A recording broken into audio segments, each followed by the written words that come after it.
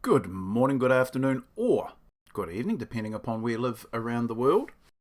Well, back at it again for 2026, and I've had some thoughts on what I'm going to be doing.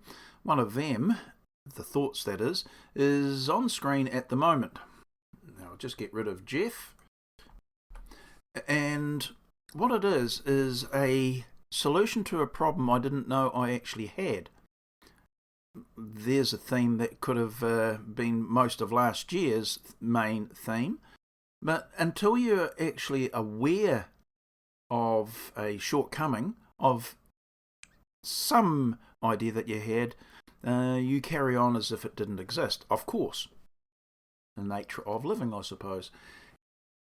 But what we have here is, well, I needed to cut some small-ish pieces of custom wood down as components for some drawers that I need to make. In fact, I need to make them to finish off the projects that I had working on, or I was working on last year. I was about to break out the track saw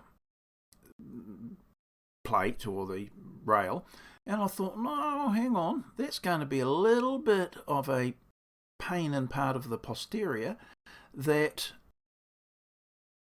I wouldn't be able to do them reliably, which would be kind of disastrous. I couldn't do them reliably because the track would have to be measured off of the pieces of custom wood to be able to get things accurate, and multiple pieces and multiple measurements is just the very recipe for not getting it accurate. So I thought, that might be a bit of an issue. Oh, okay, I've got the idea. Let's put that component part aside just now, and let's make emphasis or redirect my thinking for the MFT style top. Isn't that, oh, hang on, the problem's going to remain there too. About an hour later, I came up with the solution. And that's what we have in front of us. And it's a simple parallel guide or parallel ruler. Now, you would have seen these being used. You may have used them yourself, but you may have seen these used, and I'm going to use the word in cartography or the nautical sense, where they're mapping or doing lines, making lines on a map. Or you've seen them being used on the old-fashioned drawing boards, like I'd seen them. Never had one, but I've seen them being used. I actually did have the old-fashioned drawing board, a very, very old-fashioned drawing board for quite a number of years, but that is a different story.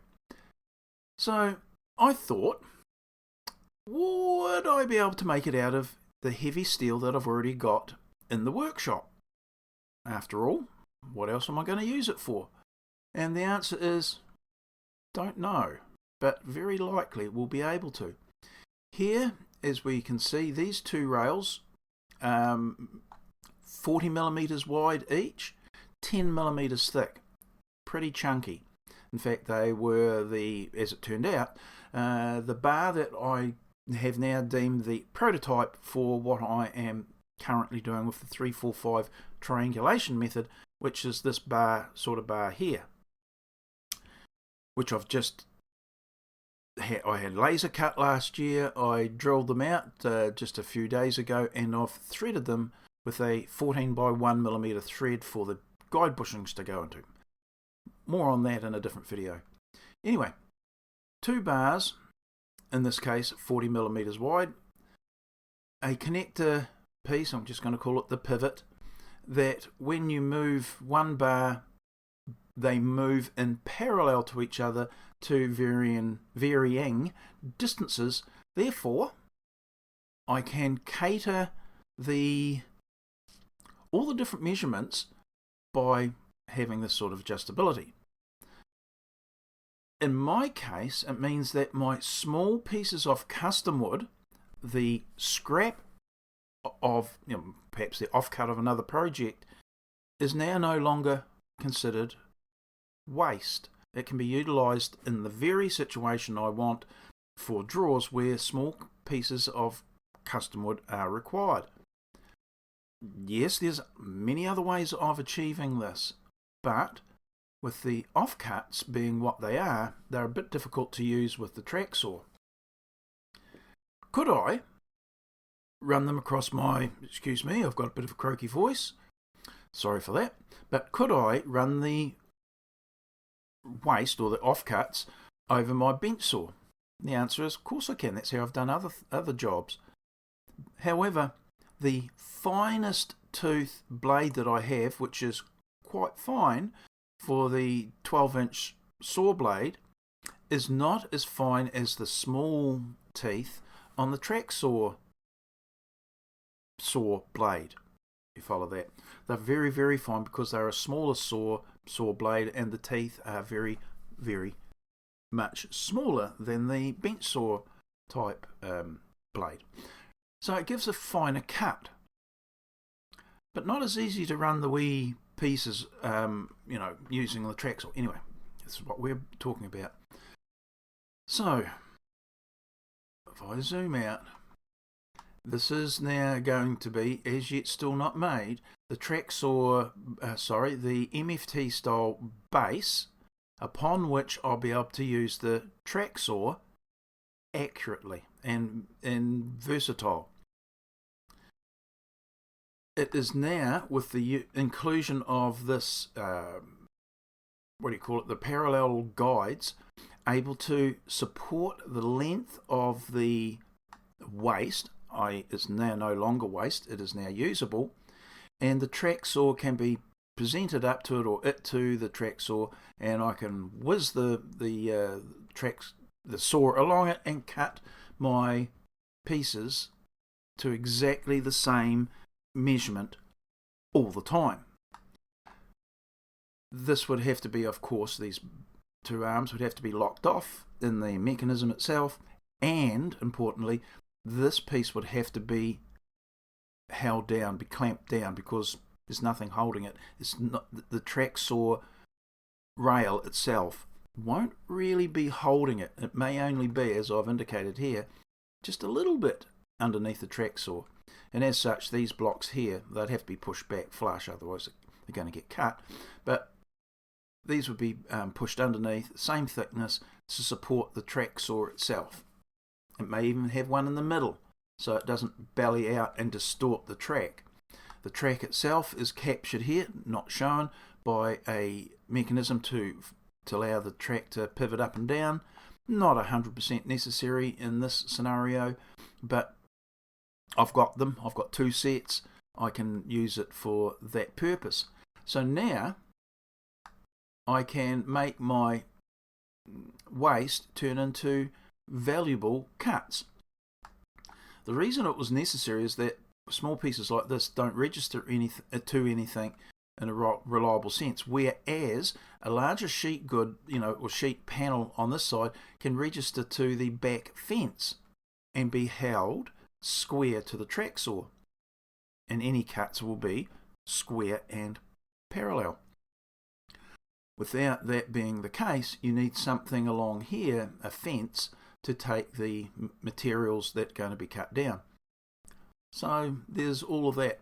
The way I've got it shown at the moment, it's just an indicator. It's prescribing what I'm going to do, not describing what I'm going to do, which is a little bit necessarily a bit more precise, strangely enough. Anyway, the MFT style of top is set up so that it can be combined and adjusted to suit your purposes. And in this case, it's been set up in a manner that would kind of represent the ability to run a full 1220mm wide melamine sheet this way underneath the track saw.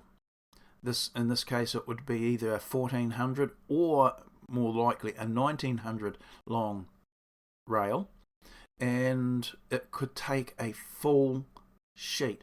This would then be redundant, not necessary, and in fact would be in the way, as is likely, and this rail would be back here probably, and I can run my sheet underneath the track rail and cut off the panel I want.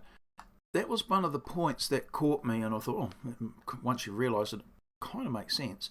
Most times anything on the right hand side of the rail is going to be the offcut or the waste, and the measurements are generally from the left hand side of the splinter guard, the rubber splinter guard, or the track saw blade itself, backwards to the left.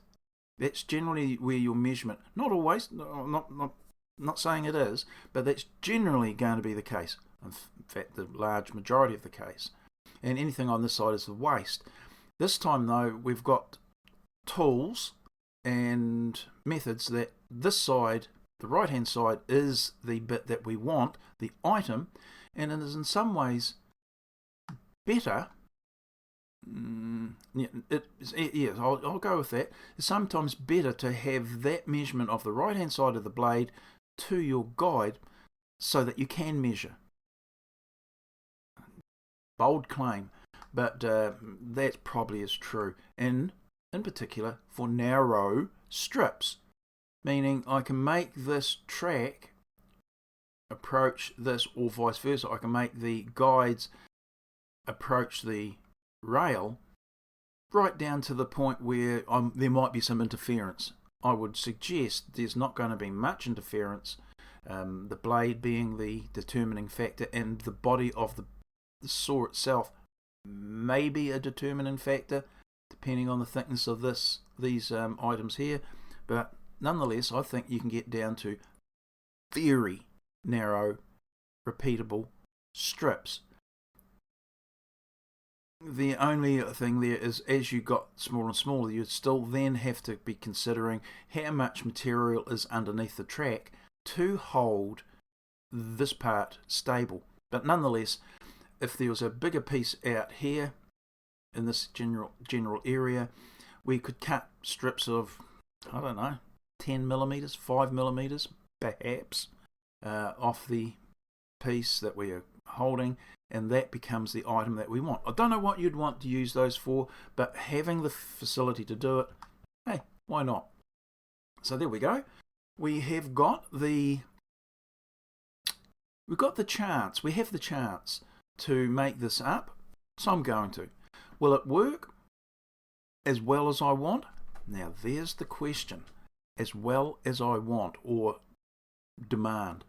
And yes, it's in steel and is much more preferable than wood. Hold that thought. The robustness and the ability to clamp and hold, etc., second to none. Extrusions, aluminium extrusions, may be a viable option. However, there's nothing better than steel. Yeah, about that comment. That is possibly true, but the one thing that wood does have over the metal version is, if you get it wrong, you can plane the damn thing down to be very accurate. Wafer thin, less than wafer thin skim of a plane would get any tolerance. Say there was a fraction of a millimetre difference, you could plane it down to get that accuracy back. Also, the fact that a metal, say a bolt, threaded through the wood binds generally. That is actually a good thing, because it will help to make the friction a little bit more work in your favour, shall we say. And if that's the case, that might be a good thing. Don't know. Or you might have a combination of a metal and wood piece. Again, just making this up as I talk. What I've shown here is that this is in this case it's a metal bar, drilled out to maybe 20 millimeters, maybe not though. And it registers onto our bench dog holes. Yay, makes sense. It can also be that it could be drilled out to, I'm just going to say 8 millimeters, to then have a pin placed into it because some of the bench dogs have an 8mm hole in it, be it threaded or can be drilled out to take the full 8mm. So a registration pin could be put into, whether it's a bench dog size, 20mm, not 19, because that's one of those weird measurement systems, but the 20mm hole bench dog can be put through register.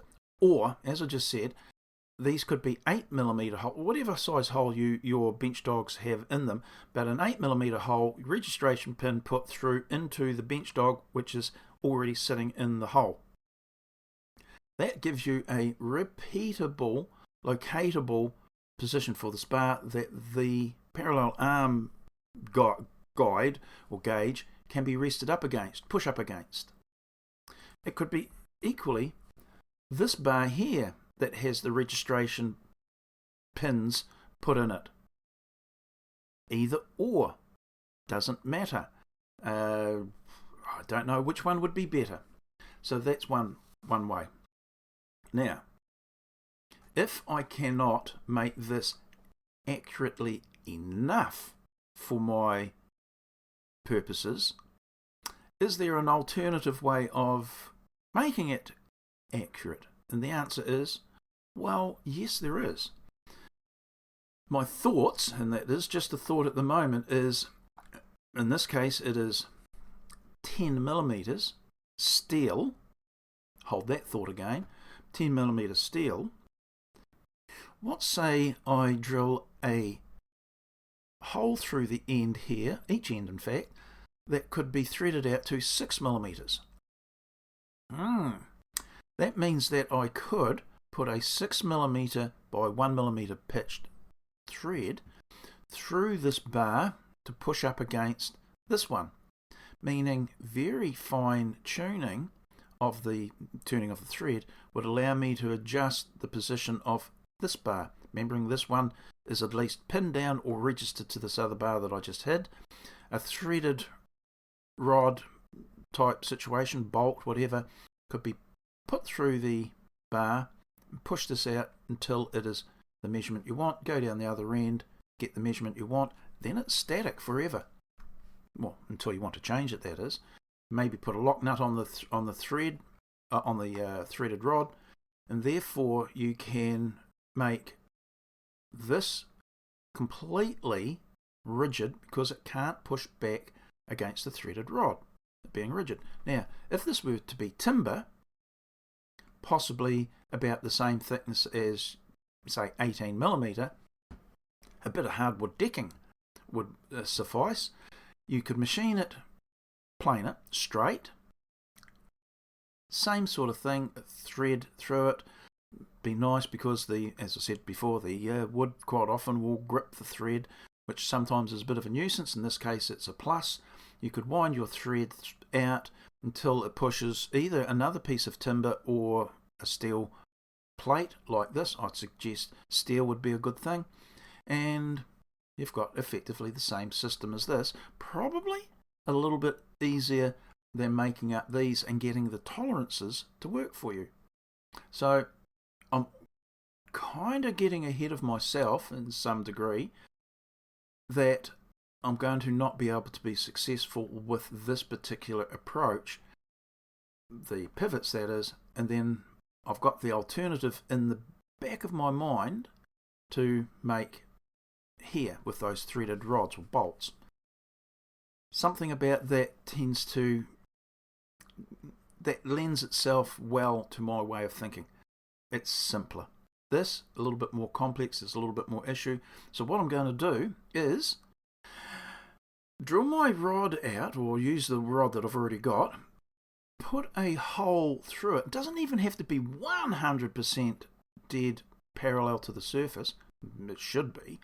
But by the way of being able to put a hole through here, put a bolt or threaded rod through it, and adjusting kind of has its appeal over this. This is a little bit more elegant in some ways, but it's also damned heavy and quite bulky, being in steel. Nice and robust. So yeah, there's all this to be considered. Hey, here's a thought. Just had it just now. What happened if this happened to be an aluminium level? They're generally pretty straight, fairly robust, fairly light. Hey, what if this were timber? I could put a thread through it, pin it down to my MFT top, adjust it, push the level out to wherever it needed to be, and I've got the equivalent of what I'm showing you here. Oh, I think I might have given away a bit of an idea there, which might be quite helpful. Well, if it's helpful to you, I'm happy for that to be the case. Point is, it's helpful to me because I might be able to do this and replace having to worry about making a parallel arm at all. Or do both. Anyway, that's my take. It's one of the early videos. I doing it on the computer, of course, through SketchUp. It's still a workshop type of project, not a SketchUp type one. I had made a few videos with the camera out in the workshop, and the SD card died, spontaneously gave up the ghost, and well, they're gone. So now I'm having to remake them in and out of the workshop, again, to cover the things that I think I covered already. Bit unfortunate because one of the ones was to show the absolute schmozzle the workshop was before, because I had the van in the workshop while I was away. Anyway, can't cry over something that you cannot do anything about. This one here I can do something about now, so I've remade the video. I actually had another video, but I'd recorded the blank screen on the other monitor. Yeah, well, that was patently dumb, wasn't it? Righty-ho, that's it. I better go out. I have got a little bit of thinking of how I want to orientate my pieces of custom wood to make up the MFT style of top. I have to have a double layer.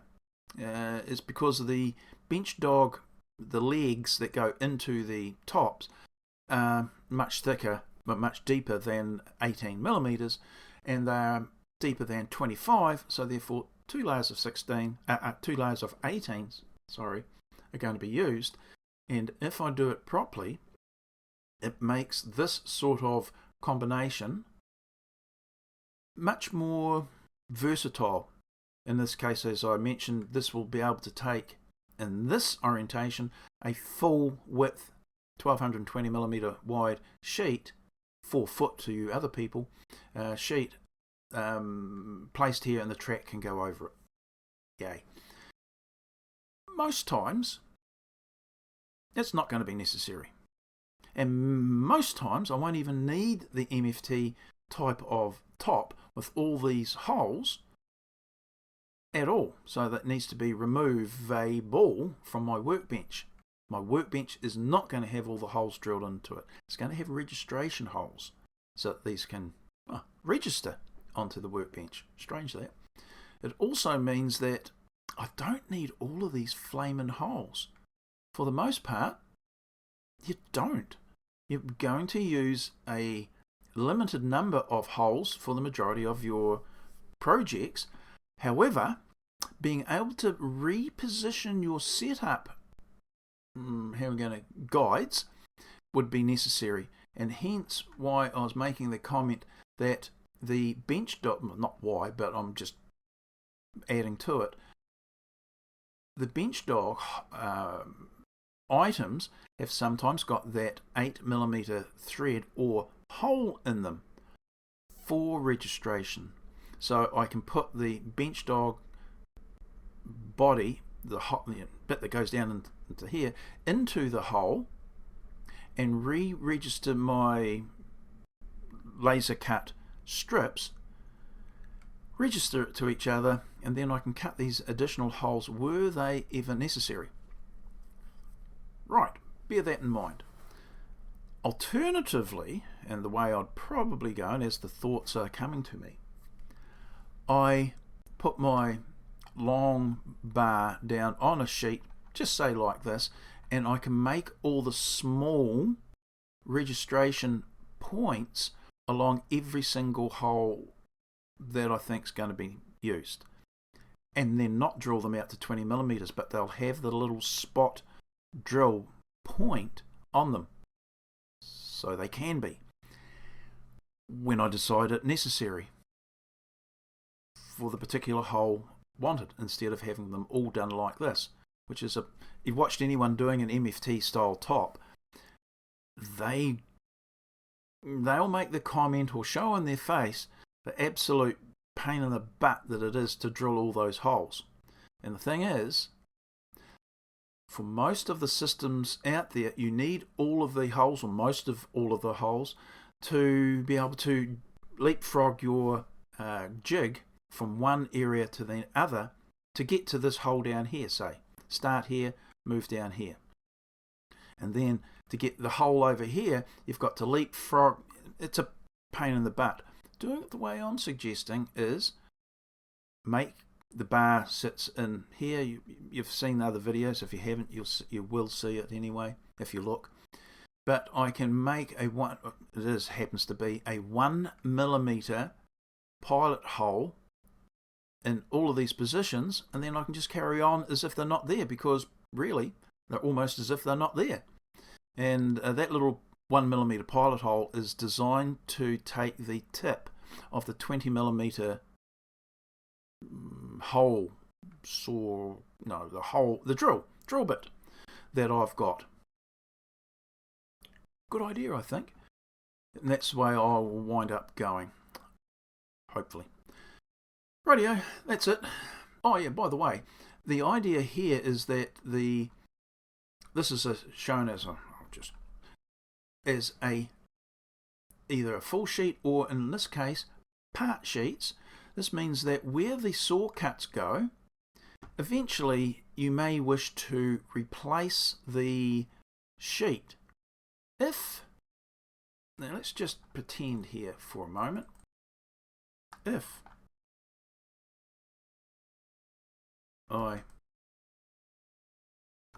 that was an arbitrary amount of distance. It was about 12 and something millimeters. I moved it. This does not have to be firmly up against this panel does not have to be firmly up against this other sheet. It means that if I were to replace this sheet, because I'd cut the living bejesus out of it, excuse the blasphemy there, I can do so. I can cut another sheet, pop it into place, because it's going to register and be aligned perfectly because of those accurate registration and bench dog holes. It doesn't need to be, I was going to say not that accurate. It does. The holes have to be accurate, but they just need to be registered accurately. So when you get to the point where it has been chopped up too much, you can cut another one, or swap it out with another one, or turn it over, because the holes have been made accurately and you don't have to worry about the actual panel size. Just a thought. Anyway, that's what I'm going to be doing. It does relieve you of having to, like initially I thought that you would have to have all your panels in place, clamped in place effectively, and then drill all these holes. Well, no. In fact, my thoughts were to have a piece of custom wood in the middle that is totally not cut to size. And it is, I'd have to get another video. It's almost gone half an hour long now, and that's way too long for watching something just by my voice. You'd say, yeah, your voice is probably better listened to in 5-minute increments. Anyway, there is different rationale about how I make the panels and what size I make them. Let's just leave it at that for now. Deliberately vague. Rightio, that's it. I'll wander off, let you rest your ears, and I will be back in another video. Okay, see you later. Bye now.